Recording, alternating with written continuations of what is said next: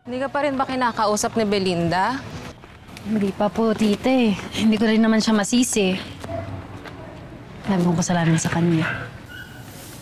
Di ba kaya ka lang naman pumasok ng Crestmont para mapagamot siya? Hindi sapat na rason yun. Bata pa lang ako, talagang binabalaan na ako ni nanay tungkol sa mga tsuba. Ano bang klaseng tao yung mga yun at napakalaki ng galit ni Belinda sa kanila? Hindi ko po alam, tita.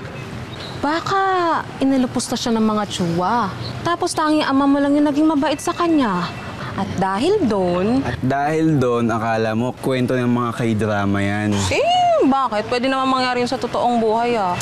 Kaya mamaya mag-ingat kapag pasok mo doon, ha? Naka-sick leave naman po ako. Nasamahan ko po kasi siya maghanap ng trabaho.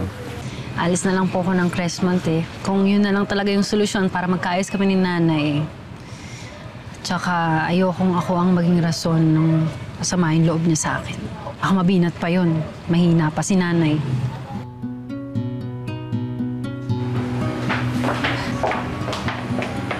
Sorry, pero naghahanap pa kami ng mas may experience pa sa posisyon na to.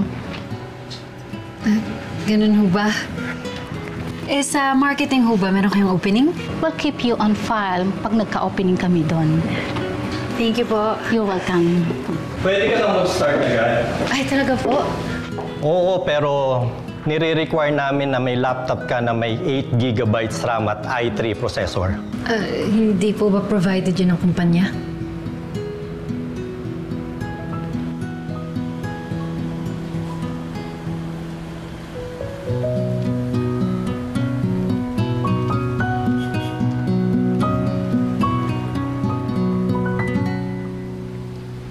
Grabe, pagod ko kanina, Mi. Para tayo ng arera. Teka, may nakuha ka na bang magandang lead? Meron naman. Pero hindi ko alam kung kailan nila ako babalikan. Eh, yung sa Crestmont, di ba may utang ka pa doon? Papayag ba sila na umalis ka? Eh, sana may pakiusapan ko sa Ate Lily. Eh, di ba hindi rin kayo in good terms ngayon? Yun na nga. Kaya nga parang wala na akong rason para magstay pa doon, bukod doon sa utang na kailangan kong bayaran.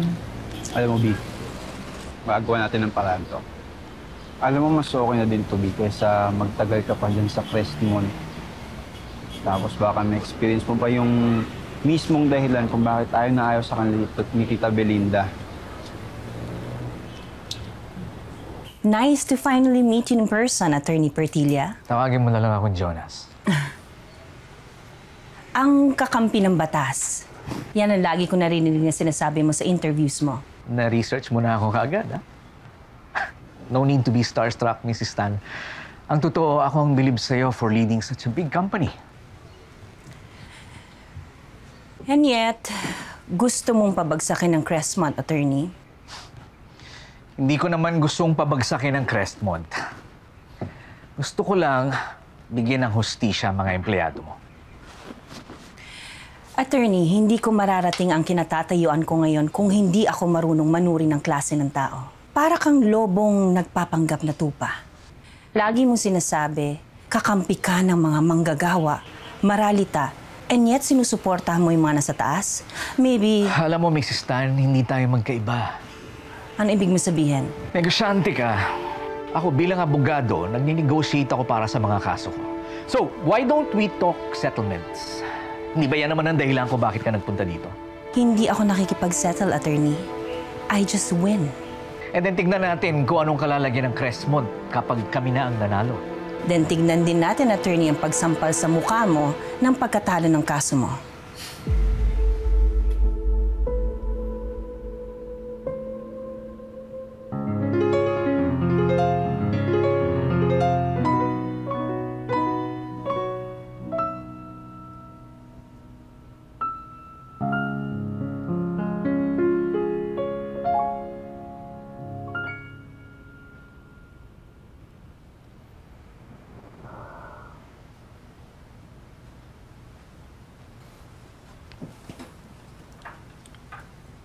Tinutugtog mo lang yan kapag may bumabag-abag sa'yo.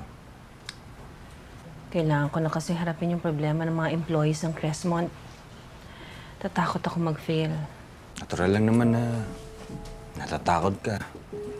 Kasi you care about Crestmont. Papaano kung ako maging dahilan ng tuluyang pagbagsak ng kumpanya? Naniniwala ako na gagawin mo nararapat para sa Crestmont. Kaya nga, ikaw ang tamang babae para sa akin. Dahil lahi kang tama. Thank you, Redmond.